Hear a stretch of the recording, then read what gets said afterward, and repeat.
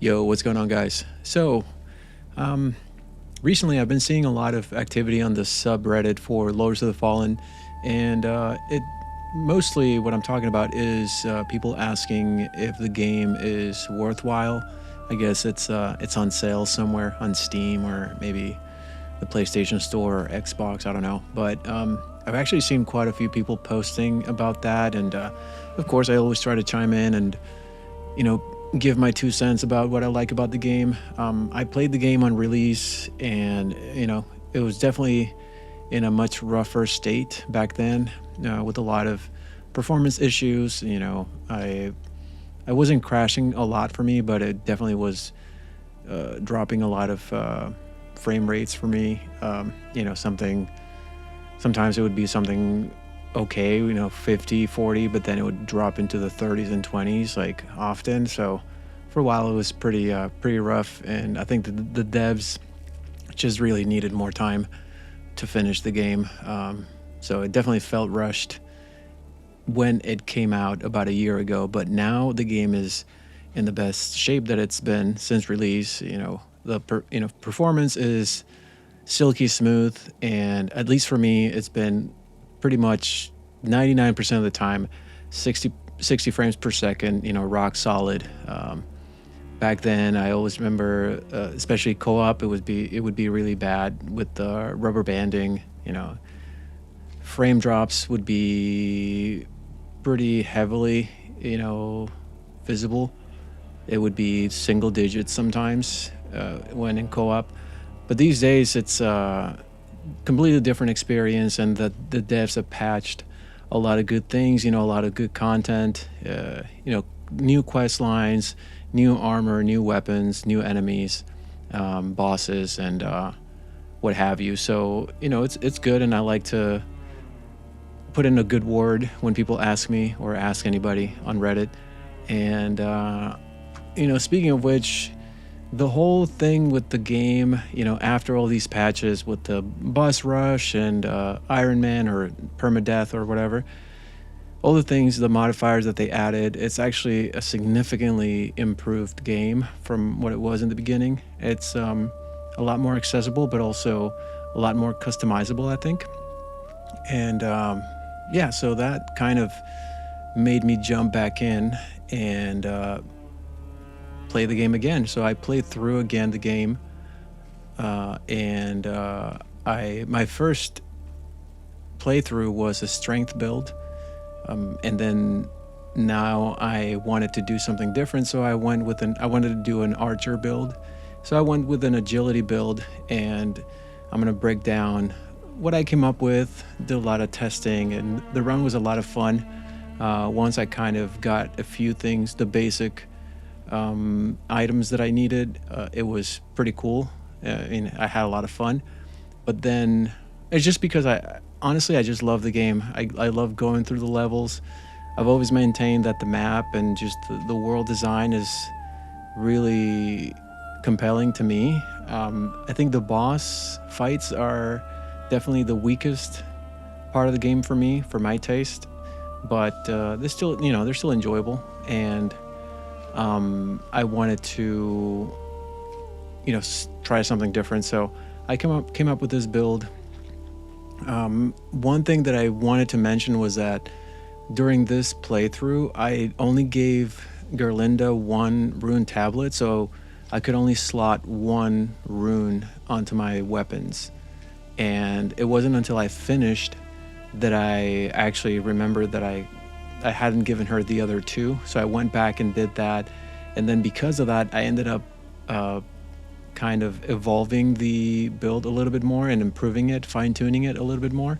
And it's actually quite a lot better now that I'm able to use three runes on weapons. So I'm gonna go into the build right now just to get things started, because I've already spent 4 minutes with the intro. But yeah, so basically this is the sort of core of the build, the Sin Piercer bow.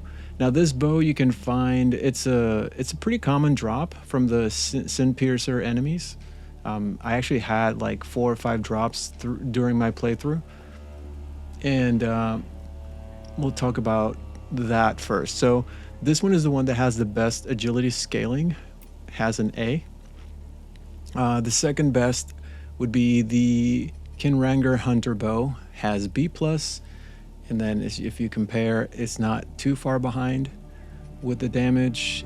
And then I think the next one would be technically the Udiranger Shaman Bow, which also does, I think it's Ignite buildup, and then it would be this guy, the Bow of the Convert, which is sort of like your status effects bow, does bleed, buildup, burn, and poison. And then this guy, the Fungal Bowman Bow, which does bleed buildup, which I don't know why, because it really should do poison, but it is what it is. And so most of the time, I think half of the time I played with this guy, and then I switched over when I saw that this actually got better scaling once I was able to upgrade to +10. And so I basically, the latter part of the game will be, if you see some of the clips where I use this guy, it's early, and then this guy was the latter part of the game. And for the arrows, we're going with the Radiant arrows, which you can find in the Manse of the Brothers, or whatever the place is called. And then the Cinder arrows you can find in Calrath. And then the weighted arrows, I forget where you can find those, but yeah, I can't remember, but you can probably find it on the wiki. But yeah, you get pretty good damage with these guys. You get 1035 split between physical and holy, most of it coming from holy. Same with the Cinder arrows, physical and fire. And the weighted arrows is just physical, but because of the other items that we have that buff physical damage, we actually get, I'm hitting, and also like depending on the enemy weaknesses and stuff, obviously you're going to use Radiant arrows with Inferno enemies and Cinder arrows with holy enemies, and those will give you more. Actually, this is sort of like the base, but I hit a lot of times enemies for like 2k, 3k, 4k with these guys, and same with the weighted arrows, because there are enemies that are more susceptible to physical damage. So I hit 2 or 3k constantly with these guys, even though the base physical damage is 610. But I'm gonna break that down. I took clips of the different results that I got, with my tests. But yeah, so these are the arrows that we're gonna use. As for the pendant, we're going with the Shrunken Skull pendant. I can't remember where I found this, but I remember it being pretty early. So probably, I think it's loot from like an early game area. And then the Black Feather Ranger ring. Yeah, which this one you can buy from Gerlinda when she set up shop at Skyrest. And I got a second one from a buddy who dropped it for me. So I don't know if there's another way to get this guy again by buying it from another vendor. But that's an option, maybe, to have someone drop it for you, because this is really cool about Lords of the Fallen, that the ring effects do stack. And so then I have, salts for elemental damage and whatnot. And then this is what took me the longest to figure out, which was my melee weapon. For the longest part of my playthrough, I was going with the Talon, because actually this is my favorite. I love the moveset, and I just like doing melee with this guy more. I like the combination of close quarters with the fist weapon and then ranged. And so I just went with this guy for most of my playthrough, until I was able to unlock 3 rune slots, and then this became sort of the obvious choice because of the slot shapes, because this guy has 2 round slots and 1 triangular slot, and so that actually works out the best for the range damage that we're going with, which that's an archer build. So this guy, if we look at the runes that I'm using, where is it? So I'm actually going with these guys, the Aelstrix, which the weapon function is that it increases damage of ranged and throwable weapons. And so that actually does a pretty significant difference for the damage output that we can get with these guys as opposed to anything else, because they have triangular as well, and we can do increased physical damage while dual wielding. And so it does boost our melee damage and our range damage to have those runes slotted onto two of these guys, and they stack. So yeah, this is like the best that I could find as far as like damage for this build, for this agility build.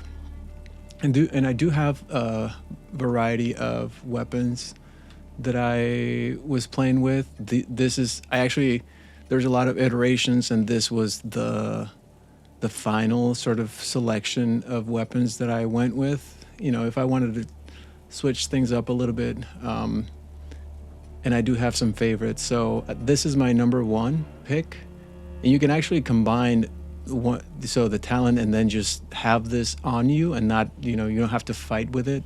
You can just fight with the talent and then still just have this equipped and not use it, and you'll still get the boost from the runes.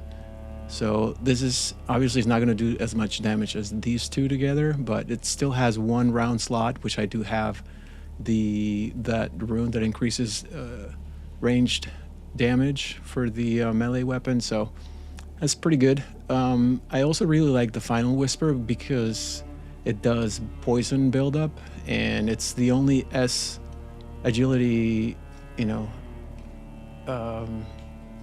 it's the only agility weapon that has S scaling, but oddly enough, it does less damage, significantly less than the Talon, which has A+ scaling. It's just the base physical damage is more. But this one does wither damage. And then I was playing with the Fungal Bowman Dagger a little bit. It's fun, but nothing too crazy. It's just I like playing with poison buildup. And then these guys, I just really like the look. The damage output is okay.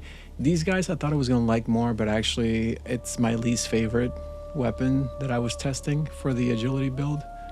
It only has B scaling for agility, and this one has A-. And then these two actually were my third favorite, the Hallowed Praise. They do bleed buildup, and they have A agility, A scaling. These guys are long swords, and the damage output is actually pretty good. And another thing that's cool about them is that they have, round slots. So if you had two of the red hand, you could have the same that I have here, which is 4 of those range damage runes. But I don't like that this guy has a diamond-shaped rune, because it's basically a waste. It's only radiance related, and it's kind of a wasted slot. And the same with this one. This one has a triangular, so we lose out on some damage for ranged weapons because it doesn't have 2 round ones, and it has another diamond one. So it's not ideal, but it's also fun if you're wanting to play more with long swords. And this is the starting weapon for the archer, which is okay. It's not the best, not the worst. I like dual wielding, but the shapes, you only get 1 round one, so not as good as it could be. And then these guys I like because they also do a ton of bleed buildup and a little bit of fire damage, but they have star and triangular shape runes. So again, not as good as these two. But yeah, those are the weapons. That's my recommendation for good agility scaling weapons that are fun. At least these are the ones that I've found to be most suitable to this build. And As for the stats, I stopped leveling up at 69. I could have kept leveling up quite a bit, but I just felt like it was a good challenge. I didn't touch Vitality, Radiance, or Inferno. That's the starting stats for the Black Feather Ranger. 10 Vitality, 8 Radiance, 8 Inferno. I leveled up Endurance, Agility, and Strength. And you could probably lose some of those strength points. Mainly, the main reason I leveled them up to 20 is because I wanted to use the Vanguard Barris' sword. All the other weapons have less or no strength requirements.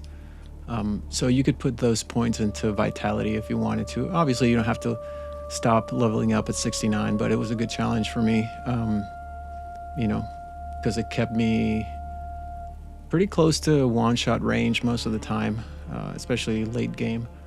But yeah, so those are the stats that I have.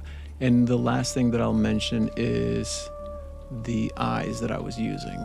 So I went with the Eye of Lydia, the Numb Witch, for the main socket, because the effect is that you can use ranged weapons without ammunition, but at the cost of withered health. And what's cool about this is, you know, you don't really have to worry. As long as you're hitting most of your shots, you don't have to worry about withered health, because as soon as you hit someone, you lose the health, but you gain it right back. So it's really not an issue, and then you can just infinitely shoot your bow. You don't have to worry about ammunition. Then I went with the Umbral Eye of the Pale Butcher and Olerin for the secondary slots, and it's the same effect for both. The secondary effect is 25% damage to enemy soul for both of these eyes. And so the idea is that if I have to do melee, I'm just gonna try to do as much damage as I can, because sometimes enemies just get up in your face and then you can't really, get distance to get a good clear shot with your bow. So when that happens, I do have 3 umbral charges. So that's more than enough to give me some time, or buy me a little bit of time to do some damage while I get a little bit of distance to get my shots in.